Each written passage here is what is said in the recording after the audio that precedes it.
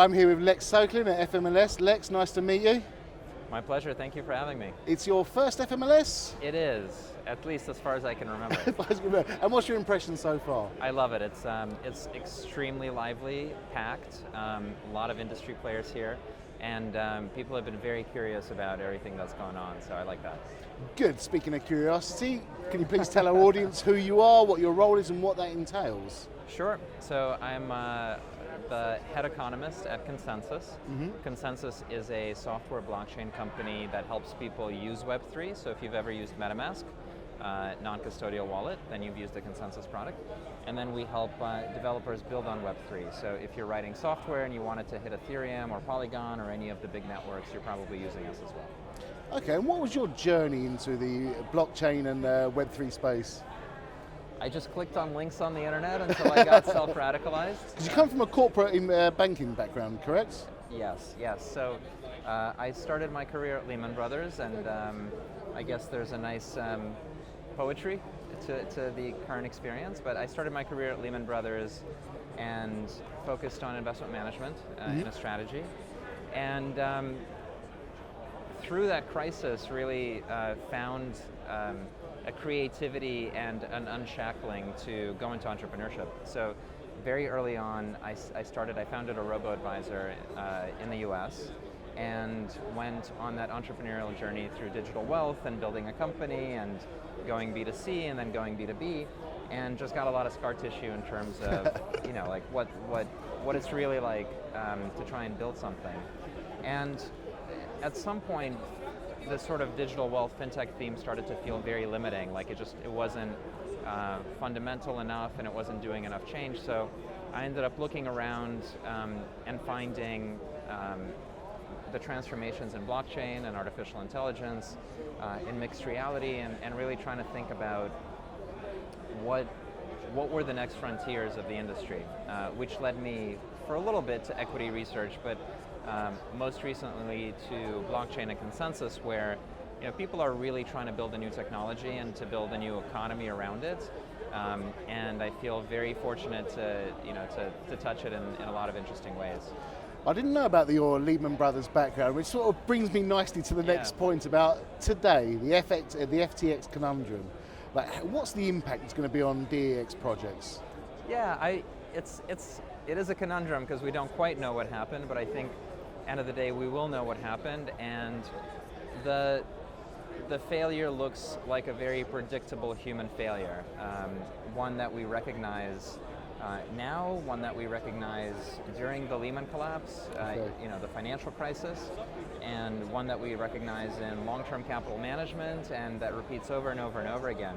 And there are reasons why you don't have a prop trading firm attached to customer deposits, because in the case of collapse and over leverage and poor risk taking, the desire to take those customer funds and plug in your hole is pretty high.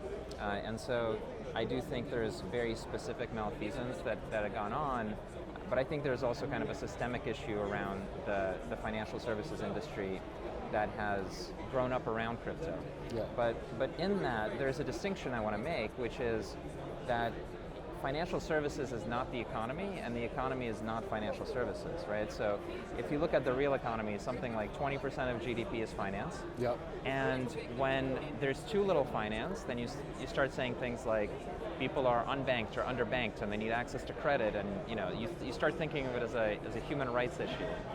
But then when you have too much finance in the economy, right? When you have too many derivatives and you have over leverage and you have investment banks printing money in all sorts of ways, it's over financialized. So you're going from like a symbiotic relationship to a parasitic relationship. And the same thing happened in crypto, where people's interest in trading tokens and trading coins in the early days is very helpful to get attention and to get funding. But then when left unchecked, that financial part of the crypto industry, of people trying to build a Web3 economy, ends up becoming parasitic. And essentially the financial crisis that was perpetrated out of a bunch of these collapses and liquidations is now legitimately hurting people who are building things that are not financial in nature, that are much more like digital spaces, digital culture, computational networks that run software. These things are definitely injured in the short term by what FTX had done. So that's the short term, but long term, do you think good will come out of this? Yeah, we don't like the medicine, but we need to have it, right? Yeah. Going back a little pain for a bit more gain. If you think about the internet bubble and the collapse of the internet boom, it's not like there were no more internet companies and people stopped using the web just because there were bad venture investments or the stock market collapsed. Just because Bear Stearns or Countrywide underwrote mortgages on bad terms, i.e. financial activity, does not mean people stopped living in houses. So the underlying activity, the actual activity of the thing, doesn't change just because we're over-levered or we made behavioral errors in risk management. So my view has been that Web3 computational blockchains, which is where you write software, where you can create things like protocols and so on, is a new computing paradigm. It's an economic architecture. I think we have lots of evidence of very novel businesses and organizations and collectives being built together. And so I just don't see that going away. I see that as the place where people want to build. But we do have to really rethink and rebuild what financial services, how it connects into that particular operating economy. And where does Web3 come into financial services, or where does financial services come into Web3? Yeah, and it's like how does the internet come into financial services? Well, are you going to have commerce on the internet? If yes, then you might have payments, and if you have payments, you might have banking and money at rest, and if you have banking, you might have lending, and then you might have investments, and so on. And I think Web 2 has really pushed the distribution part of finance. It's created these fintechs which have millions of users, and the main motion of Web 2 has been to design experiences starting from customer problems. Okay. And the reason for that is because the big Web 2 companies, Google, Facebook, and so on, are optimized around attention. They're attention holes. They're meant to suck you in. You press a button, it gives you dopamine, right? And so it's not a surprise. In fintech, you get apps where you press a button and it gives you dopamine because you're trading or whatever it is. I think Web3 has a different set of architecture, but it's an architecture that is internet scale. So it's not about how can we make finance more efficient. It's a narrow mistake to think that way. It's about how can the engagement, yeah. So we already have engagement. We have engagement and attention from Web 2 and from fintech, right? So from Revolut and Robinhood and Venmo and Square Cash, like all the clicky mobile apps where you can buy finance products.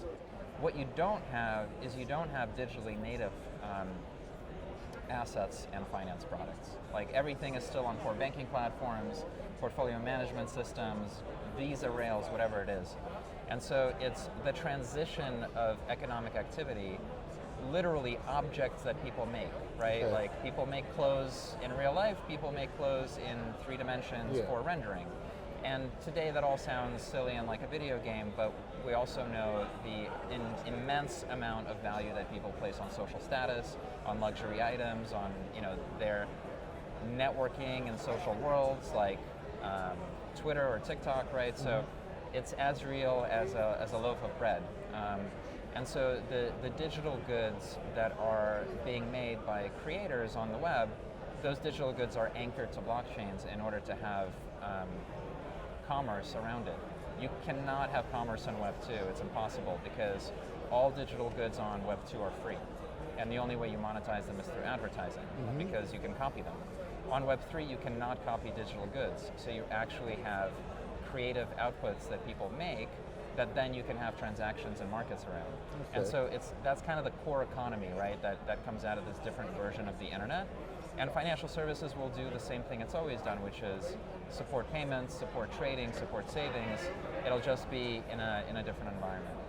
Okay, so on to Consensys. You're involved in quite a few projects. What are the projects you're involved in, and what ones excite you the most? Yeah, so I think we've created a lot of focus on 2 main motions. And so the first motion is helping people, and corporations are people too, according to the Supreme Court of the United States, helping people use these Web3 protocols and applications, right? So how do you use a mobile app inside of the iPhone? You have to buy the iPhone to have access to it. How do you use an application that's running on Web3 rails? Well, you need let's say a digital wallet or a crypto wallet to actually authenticate, have an identity, do all these things. Now, unlike the iPhone, Web3 is open, so we can make at Consensys MetaMask the leading crypto wallet, but then other people can also make wallets to access on-chain activity. And then the other thing we do that's, I think, really important is figuring out how to help developers build on these networks, because it's complicated, it's easy to fail in all sorts of ways. And so we provide developer infrastructure for people to write applications.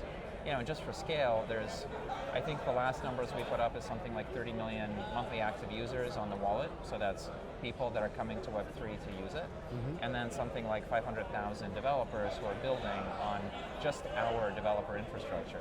You know, so the scale of this stuff has very meaningful impact, literally in every country in the world. Excellent. So as somebody with very much the finger on the pulse, what should we be looking for in 2023? What trends? Watch the interest rates and the recession. Not the happy ones. No, I mean, there's nothing.